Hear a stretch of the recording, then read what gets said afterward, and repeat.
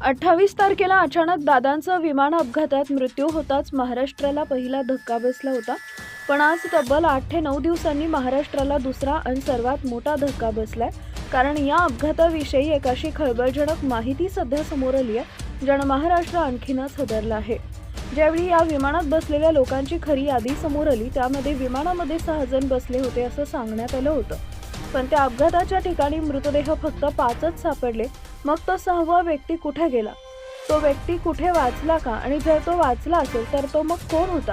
तो पायलट होता की खुद्द दादाच वाचले आहेत? हे दुर्दैवी प्रकरण घडून 8 ते 9 दिवसांचा कालावधी उलटला. पण आज अचानक एक अशी माहिती समोर आल्यामुळे लोकांच्या मनामध्ये संभ्रम निर्माण झालाय. कालपर्यंत टीव्हीवर सांगितलं जात होतं की विमानात 5च जण होते आणि 5 जणांचे मृतदेह सापडले. दादांची ओळख पटण्याचं कारण म्हणजे फक्त त्यांच्या हातातील घड्याळ होतं. कारण तिथं उपलब्ध असणारे जे मृतदेह होते त्यांची ओळख पटवणं अत्यंत कठीण होतं. दादांवर अंत्यसंस्कार होऊनही बरेच दिवस झाले, पण आता अशी धक्कादायक माहिती समोर आली आहे. त्यामुळे संपूर्ण महाराष्ट्रामध्ये एक वेगळं वातावरण तयार झालंय. कोणाचाही विश्वास बसत नाहीये. अमोल मिटकरी यांनी विमान ज्या ठिकाणी क्रॅश झालं तिथं आपण त्याच दिवशी सायंकाळी गेलो होतो अशी माहिती त्यांनी दिली आहे. घटनेच्या दिवशी संध्याकाळी 5 वाजता तिथं घटनास्थळी गेलो असता तेथील सरपंचांनी धक्कादायक माहिती दिली असं मिटकरी म्हणाले. विमानातून कुणीतरी उडी मारण्याचा प्रयत्न करत असल्याचं त्यांनी पाहिलं होतं.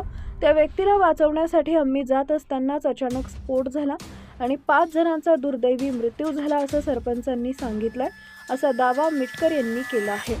या विधानामुळे संपूर्ण प्रकरणाला नवं वळण मिळालंय. अजित पवार यांच्या मृत्यूचं गूढ महाराष्ट्रासमोर राहू नये याचा त्यांनी संपूर्ण उलगडा व्हावा यासाठी आपण जिवंत असेपर्यंत लढा देणार असल्याचा ठाम संकल्प अमोल मिटकरी यांनी यावेळी केला आहे.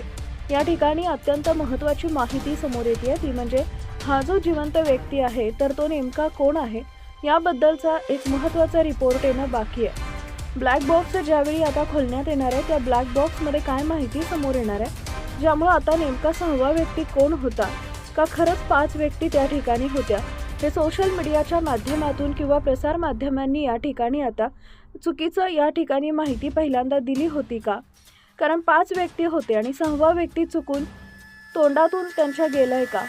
कारण ही जी माहिती आहे ती सूत्रांमार्फत आणि संशयित लोकांची जी चर्चा आहे त्यांच्या मार्फत आली आहे. या व्हिडिओचा आणि चॅनलचा काहीही संबंध नाहीये. फक्त ही माहिती जी आहे ती फक्त तुम्हाला या ठिकाणी सगळ्यात महत्त्वाचं म्हणजे मिळावी म्हणून शेअर करण्यात आली आहे. या व्यक्तीचा सगळ्यात महत्त्वाचं म्हणजे 6वी व्यक्ती कोण होती त्याबद्दल आता या ठिकाणी मोठा खुलासा होणार आहे. यावर तुमची प्रतिक्रिया काय आहे कमेंट करून कळवा. चॅनलवर नवीन असाल तर चॅनलला सबस्क्राईब करा जेणेकरून अशा प्रकारचे अपडेट्स तुमच्यापर्यंत पोहोचत राहतील.